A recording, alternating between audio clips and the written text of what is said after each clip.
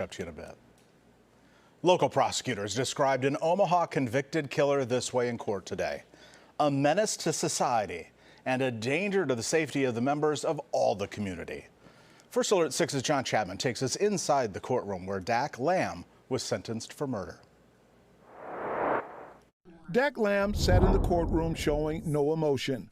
His defense attorney telling the court Lamb's actions of 2 years ago in OHA's South Terrace Garden Apartments were intentional but without premeditation. The court has an opportunity to consider something other than life without parole with him being convicted of second-degree murder rather than first-degree murder, and we're asking the court to consider a sentence that would allow Mr. Lamb a meaningful opportunity at parole in the future. Prosecutors told the court probation was out of the question for a crime they called horrific and senseless. The defendant fired 23 shots at the victim, several of which were fired after the victim had fallen to the ground and while the defendant was actively concealing his identity and preparing to flee from the scene.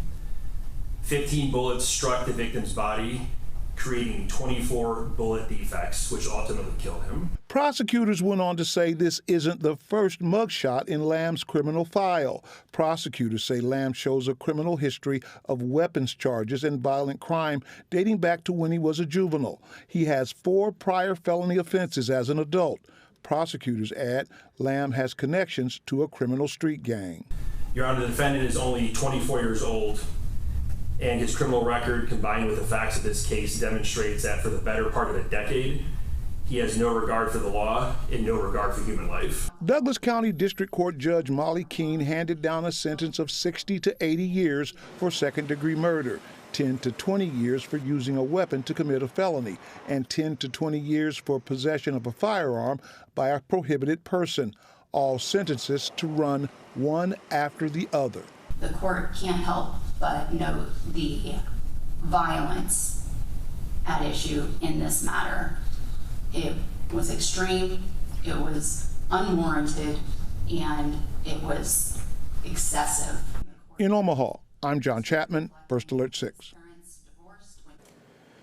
The name of the homicide victim is Kia Paljor. He was 21.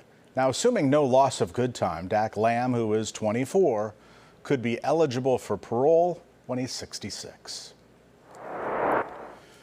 Well,